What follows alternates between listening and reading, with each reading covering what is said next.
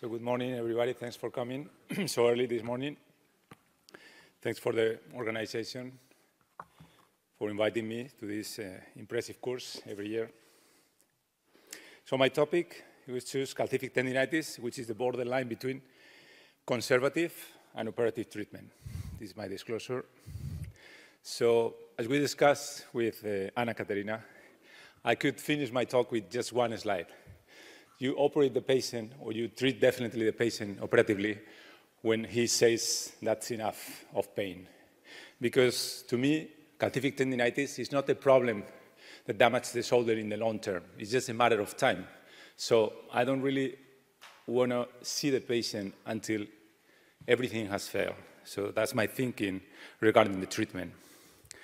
Something that I learned preparing my talk is that we were taught that calcific tendinitis is a self-limiting process, and all of the patients, they do well in the long term. It's kind of like frozen shoulder, adhesive capsulitis, but it is not true. There are some patients, they do well, most of them, with no treatment or conservative treatment, but a good percentage of those patients, they don't do well. Calcic deposits are there, partial tears or interstitial, intersubstance tears. They are there, and they have pain in the long term, even after many years. So as any pathology, there are like endless variation or patient presentations. So what is the theology of this problem? It is unknown. We don't know what some patients develop this problem or not. Typically affects middle-aged patients, more common in women. Supraspinatus tendon is the more frequently involved. And some risk factor to develop this pathology is endocrine disorders, diabetes, and hypothyroidism. What are the options? Conservative treatment. Most of us know them. Physical therapy, non-steroid anti-inflammatory drugs, oral corticosteroid injection, ultrasound-guided needle aspiration, barbotage, and extracorporeal shockwave are the classic treatments for the problem. And I'm okay for the patient to treat all of them, to try all of them. Regarding the pathophysiology, this is a finding that intuitively I realized. I was taught from my main mentor in shoulder surgery that calcific tendinitis, when you operate on them, you just open the calf and you remove the calcium and they heal, or at least they do well. And that is true. But when I started my own practice and had these kind of cases, and I operate on them, every single time I treat them, I found that there was sometimes like a big hole in the calf. And my thought process, it was like, we're operating intersubstance tear. We know how painful are like bursal-sided rotator cuff tears. How the hell this is going to go? This is going to do well in the long term, this patient, if I'm leaving a partial tear in the calf. So I started like repairing if the defect after removing the calcium deposit was too big, or in my opinion, it was too big. And that's what happens. It's not like you get a calcium deposit. It's like intrasubstance, or it's like you transform, you suffer a metaplasia of the tendon that accumulate calcium crystals. Very often, those crystals, they are reabsorbed, the resorption phase from phagocytes, and disappears the calcium deposit, but still the tendon very often is weak. And depending on the size of the calcification, you can have like a big defect after you remove the calcium. So the diagnosis, the gold standard, is the X-ray. It's not the MRI, it's not the ultrasound. They're very good. Sometimes it's easy to see them, but all the times it's not that easy, which is consistent that most of the time you don't have a full thickness rotator cuff tear. When you have calcium deposit, I think we would agree on that most often these patients, you are not worried about a retraction of the tendon because of a full thickness rotator cuff tear. That's why those are patients that it's just a matter of pain to treat them surgically. And there are unlimited possibilities, size, shapes. That's why I was not too interested in learning the classification system depending on the phase, because you find everything, and I did a literature search, and I could confirm this, that some classification disappears, some others, they don't disappear, some others, they get bigger, and it goes for 1 year, sometimes 5 years, so the variation is unlimited, in my opinion. So going back to the main question for this talk, when I treat surgically this patient, when everything fails. We know some patients we can predict, but it's not like we have a strong evidence about it, but we can predict that some of these patients, they are going to do worse in the long term with the conservative treatment. We can anticipate because the surgical treatment, because that's the other question, okay, how long should I stay in the conservative treatment?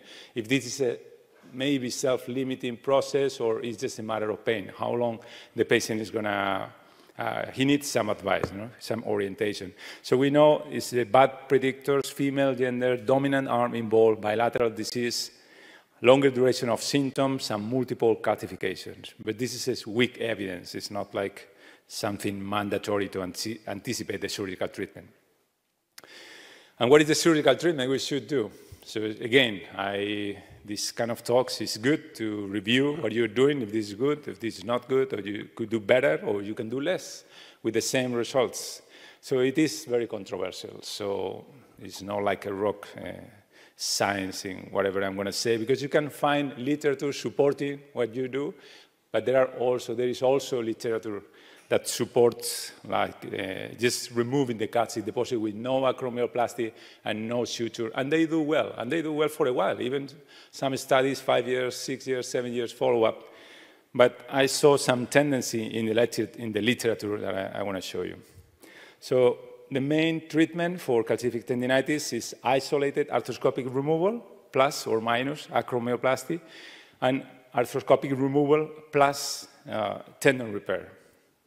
And some of the literature in the past, they show us that whenever you do something more aggressive, as acromioplasty, or of course, a suture repair, they do worse, at least in the short term. You can have some stiffness, some pain, and the recovery, it takes longer. But that makes sense. Whatever you do more aggressive in surgery, in the short term, the patient is going to be worse. He's not going to appreciate sometimes the treatment. They're going to love the surgeon who does like just removing the superficial calcific tendinitis. They're going to do well, definitely, and they're going to love the surgeon because they go back to work very fast. But to me, it sounds like meniscal treatment. If you do a meniscectomy, they do well, they love you, but after a few years, they can have problems in the long term. You know, they won't blame you because they don't make the relationship. Sometimes it takes years to develop the problem. But in the long term, you may be not doing the right thing. So a few cases, not much to say. I think most of the surgeons here in the room, they are used to treat calcific tendinitis, and it's not very difficult to treat them. Maybe it can be a little bit tricky sometimes to locate. Let's see if I can move forward. Yeah. It can be a little bit tricky to find the calcific deposit if this is not too big. I guess most of us are using the needle technique. Sorry, I didn't have the time to edit the video completely. So, well, that's not the big case, but normally you do a bursectomy, and then you see very often like a vascularized tendon.